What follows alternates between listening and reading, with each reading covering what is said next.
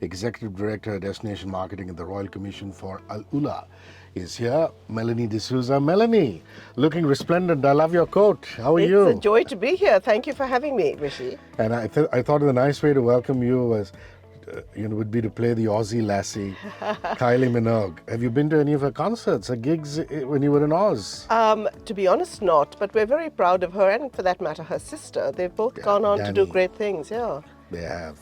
The reason Melanie is here is because something big is happening.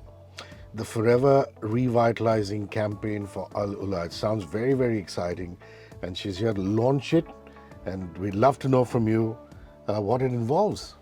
Thank you, Hrishi. So, Forever Revitalising is our first ever global brand campaign, and we think it is the right brand positioning and platform for a destination that is truly significant in terms of its heritage at a global level, but it's also got the most stunning landscapes and this vision and mission that is so purposeful, premised on sustainability, which we think is really well captured by those two words. And it's wonderful that Mumbai has been chosen as the city where you're unveiling this for the region, and we're very proud of that. It must make you very happy too. Well, as a very proud Indian in terms of my ethnicity, I have to tell you, hand on heart, we believe India is going to be a prime market for us. The early signs are very, very positive. We've had investment in this market in terms of our trade and media relationship presence for 4 years now. And I think the early signs are very positive in terms of results. So the recently opened Dar Tantora, I hope I've got the pronunciation right. You must keep correcting me. Dar Tantora, the house hotel in AlUla Old Town, seems to be a very promising new addition to the area. What can you tell us about its architecture, the restoration done by the team? So very, very exciting times. 2 new hotels actually are opening this year. One, as you rightly pronounced, Dar Tantora in Old Town, which is one of our heritage sites. This mud brick village, best viewed from the air, if you like. Labyrinth of laneways connecting what was this village occupied till as recently as 40 years ago. And within this setting, there is parts of the old town dedicated to retail and dining, and now proudly playing home to this hotel, by House Hotel, very sensitively restored, and with this majestic pool that has this view over the oasis, juxtaposed with these sandstone outcrops. So truly stunning, created by this Egyptian architect who was very much about a hotel that is sensitive to its environment and this heritage. That's wonderful. And if I can plug the Chedi as well, Hrishi, with your permission. The Chedi is this beautiful Singaporean brand that is the first time a hotel being opened up in what is a heritage site, what is Saudi Arabia's first ever UNESCO classified heritage site of Hegra, associated with the Nabateans and this vast stretch of land that plays home to 110 beautifully preserved tombs that the Nabateans have left us. Yeah, actually segues very beautifully into my next question, which is Saudi Arabia's first UNESCO World Heritage Site, Hegra. We'd like to know more. Give us the lowdown. The thing about Indians is, we're adventurous. Sometimes we miss our food. And if you give us our food, wherever we are, in any corner of the globe, then we're open to experimentation.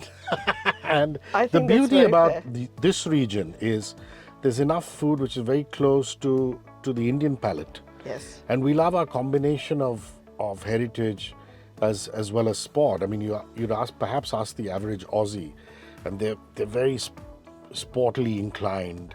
They love the adventure sport. But Indians are equally fascinated by history because we are an ancient culture. Well, I think we have history and adventure in spades. And the terrific thing about AlUla is this amazing backdrop that is where you play host to these adventure activities. So truly landscapes that take your breath away. And it's geology that has been in the making for 900 million years. You literally get off a plane and you are wowed by the environment.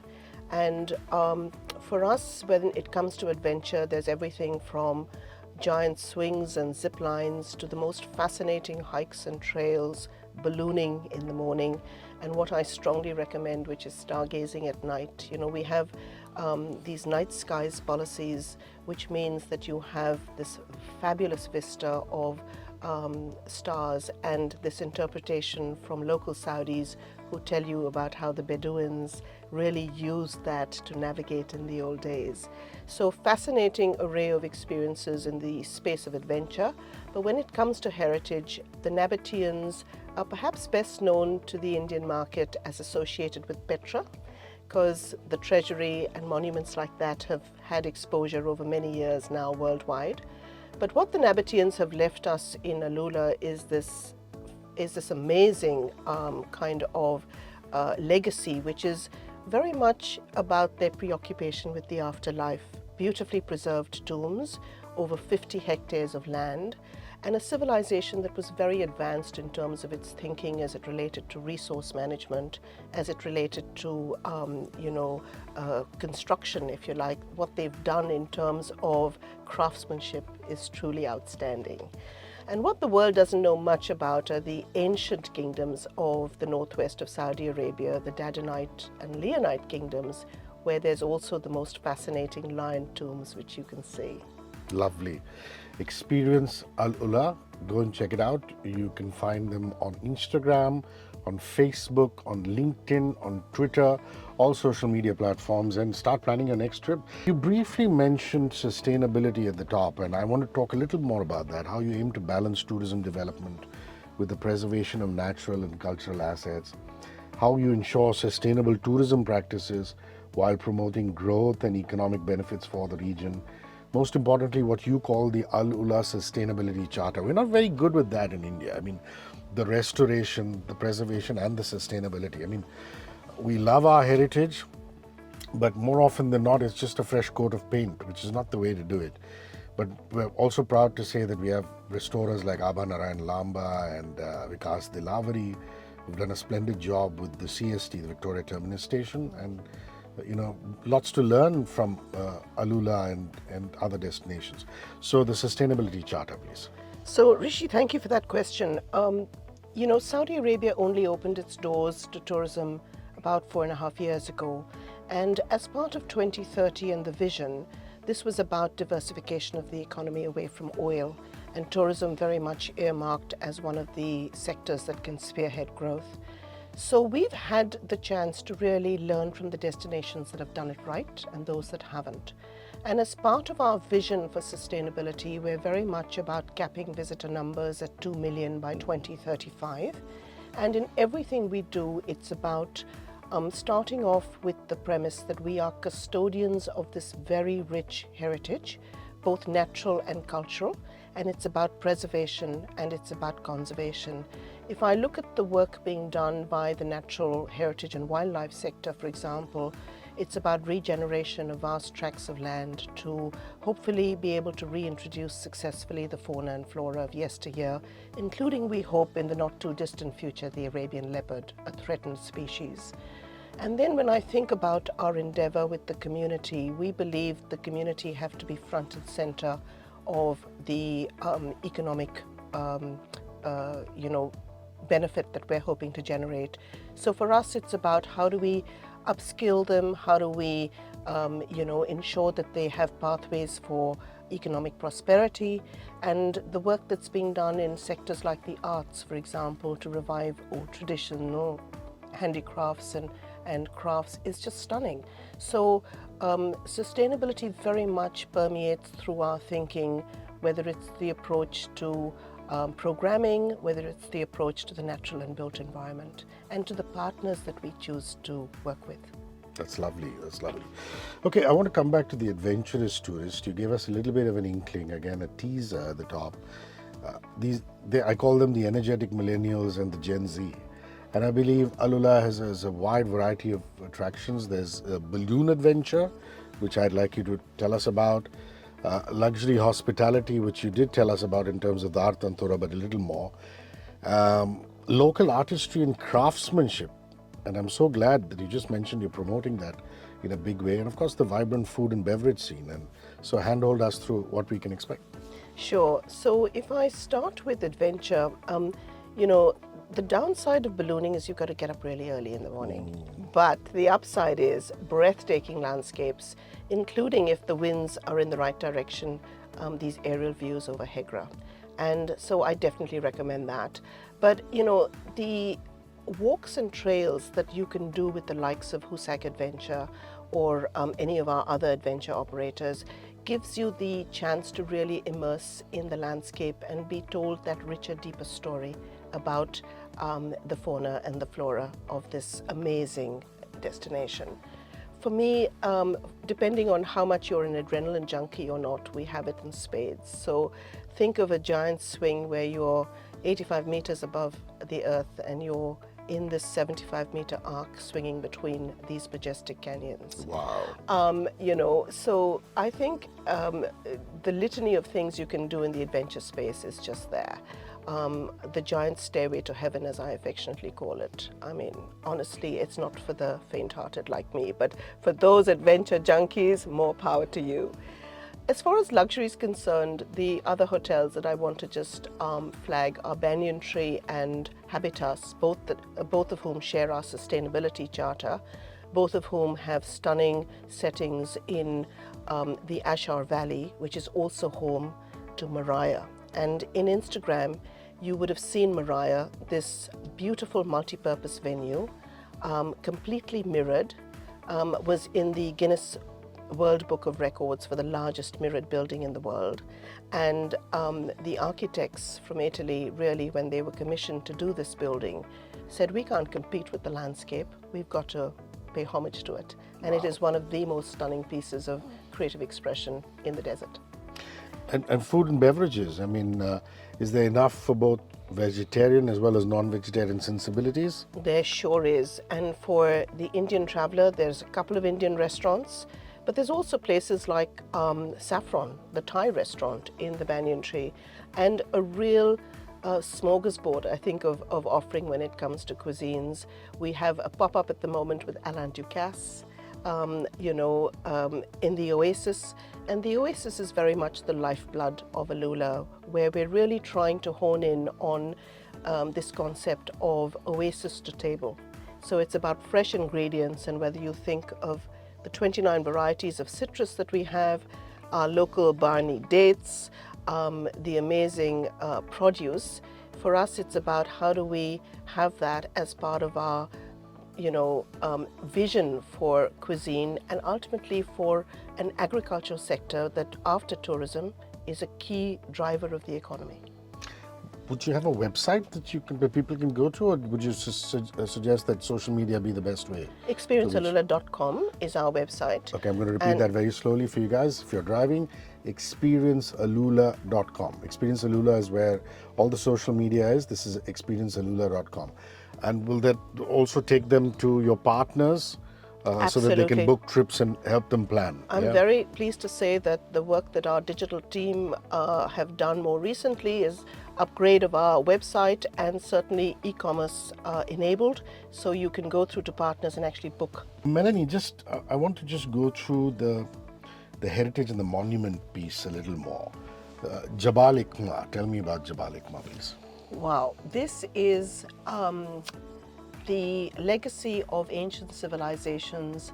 I've heard it referred to as historically what would be the Twitter of today.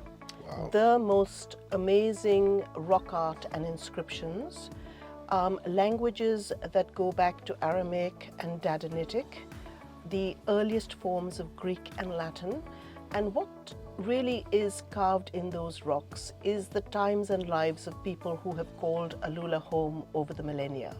So you have everything from musical instruments to war scenes to hunting scenes, and so much of the fauna. So for example, bovines, the redneck ostrich, fascinating kind of depiction of, as I say, the times of these people who have proudly called AlUla home over the centuries, and recognizing that AlUla was the stopping point on the caravan routes, always seen as plentiful with resources and water in particular. So it attracted this, the caravans to stop. And it wasn't just goods that were traded, it was ideas. So this was a place of exchange, of language, of cultures, and so much of that captured for posterity in the rocks. You gave us a brief insight into the AlUla Oasis when you were talking about sustainability. But is it a party place? I mean, an oasis sounds like what else but an oasis? It's a place of, I think it can be both. I think it's a place in these days when I think mindfulness and body, mind and soul is the expression that one uses to talk about the balance that we need to aspire to in life. I think it can be that, but it is also the perfect setting for anything that might be your passion point, whether it's adventure or food, or to your point, enjoying the good times in life. A little bit about the AlUla Old Town. Sure. So this is a mud brick village that is 900 years continuous occupied. And within this labyrinth of streets, you have medinas, squares, mosques, and the people of AlUla have a real attachment to it. For them, it's where their grandparents were born, perhaps, or where their fathers were born. And for them, it's about their link to the past. So for us, it's about how do we preserve this mud brick village, and how do we continue to represent it as it was, but also take parts of it and very sensitively restore it. And as I referenced earlier, it's now proudly home to retail, dining, and this beautiful new hotel, Dar Tantora. Lovely. The Sharaan Nature Reserve, should people want to go there? You bet. Over 50% of AlUla is dedicated to nature reserves, and that's a very deliberate strategy as well. So Sharaan has this breathtaking landscapes, and if you look at the rock formations, we've affectionately called out rock formations based on what your mind conjures up as that rock represents. So everything from face rock to arch rock to the bottle rock to the dancing rocks. And you see all of this, but you also see this terrain that was, as I say, proudly home to the Arabian leopard. And we've just had the reintroduction of over 1,500 species, native species. We have this real desire to regenerate an ecosystem that will host the fauna of yesteryear. And so for us, it's about, at the moment, gazelles and, ibexes and animals of that nature. But as I say, maybe in 10 years' time, people will be able to go on a wildlife safari and actually see that Arabian leopard. Not now, but sometime in the future. Lovely.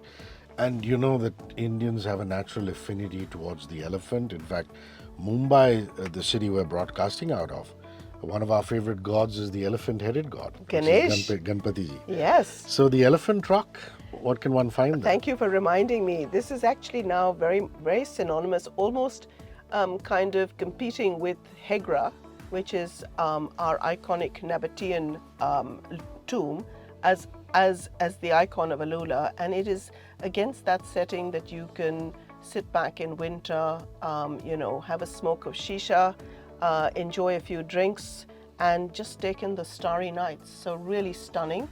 And I think close to home for many Indians, for whom that elephant is a very, very close to heart kind of proposition. How easy, Melody, is it to get into AlUla? Connectivity, flights, do we need a visa?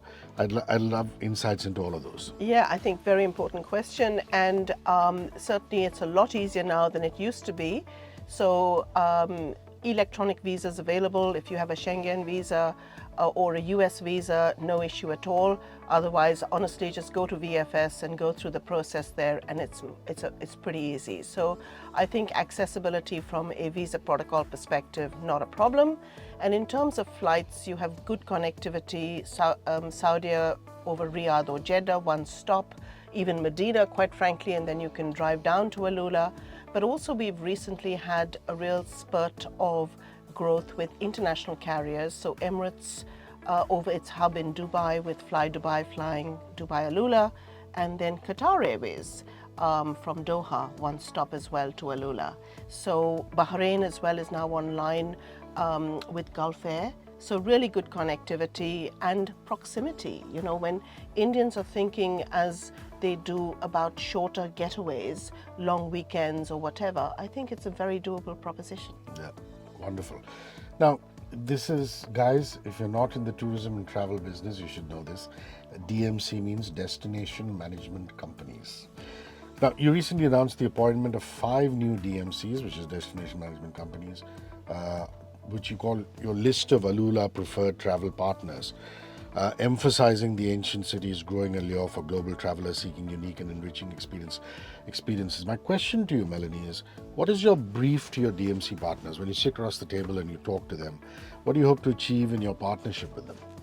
You know, for us, this is about working with people who have a deep understanding of AlUla as a destination and can connect the dots for travelers. So they understand logistics, they're able to craft the kind of itineraries that we believe do justice to our destination.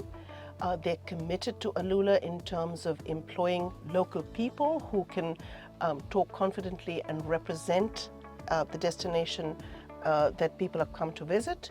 And for us, it's about an understanding of the international traveler, including markets like Europe and US, and being able to hone their guiding, if you like, to suit those markets.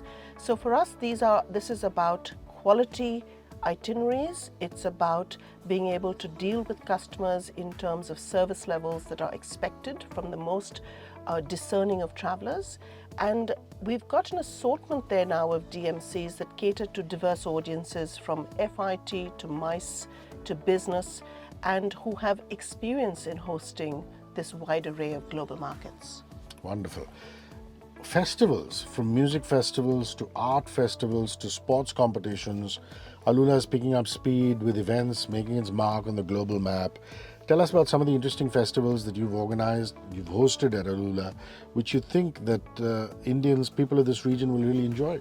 So we've got this prolific calendar of annual events and festivals, and they really celebrate what I would in marketing speak call our brand pillars. So we have AlUla Skies, which is everything from ballooning to stargazing and what's in between. We have arts, and this is a sector where we're really committed to celebrating the best of local and regional creative expression, but also the best of global creative expression. So at the moment, for example, the Arts Festival is on, and you can go and see Desert X, which we've put on with Coachella out of California. Wow. These fabulous art installations inspired by the desert. And it will be a precursor to Wadi Al Fan, which is going to be a destination unto itself. It is got names in sculpture like James Turrell, Ahmed Matar, Agnes Dean. So really a statement when it comes to the world of art. So we've got art, skies, wellness, that other key pillar for us. And as I've said before, our natural settings just lend themselves to that particular pillar. Then we have the best of the best, which is winter at Tantora. And you know, our music and our concerts at Mariah, people watch out for it. We have so much repeat traffic out of some of the neighboring markets. And my aspiration for India is that depending on who's playing, this could be that excuse, if you like, for that long weekend in AlUla. So that's just a few of them. We also have Ancient Kingdoms, which of course is the core of who AlUla is, and that celebrates our heritage destinations within AlUla, but also has programming that wouldn't otherwise be available. So you can, for example, do Hegra after dark, Wow. and which is beautiful, candlelit, and you're seeing this iconic heritage site like you wouldn't during the day. All right. The Mariah Festival, what are the kind of acts you've had, you know, musicians, singer-songwriters who've come and played there? So we've had everybody from Alicia Keys to Lionel Richie to Enrico Iglesias to Bocelli. Seal was there recently, and it's been a amazing kind of calendar for us, not just this last year, but for the last 3 years. And what a stunning venue to perform at. And that's been the takeaway from most of the artists that have performed. Lovely, that really is music royalty. I mean, all the people that you mentioned. You've worked in a vista of senior management roles across sectors, including luxury hotels. What is it, Melanie, about the tourism industry in particular that stimulates your creative and marketing instinct? Well, I'd like to plug the Indian chain Oberoi, which was a very happy hunting ground for me for 17 years. But I think hospitality and tourism in general, apart from the fact that they are just such up-and-coming sectors as the service industries take over in traditional economies, I've really just personally loved the fact that they are very people-to-people kind of interactions in terms of the day-to-day. And the fact that we are dealing with, in many instances, a precious commodity, which is people's leisure time. You know, in this day and age where we are so frenetic, what we do with that precious leisure time and how we spend it is really critical. And for me, it's about how do we as marketers position a product or a destination against that. Nice. Now, since we're a radio station, it's only logical that I segue into what kind of music you grew up on, what do you listen to in your downtime, and any music concert that you went to recently that was completely unforgettable. Well, Hrishi, I'm giving away my antiquity here, but the Beatles to Bocelli. That's me in terms of music.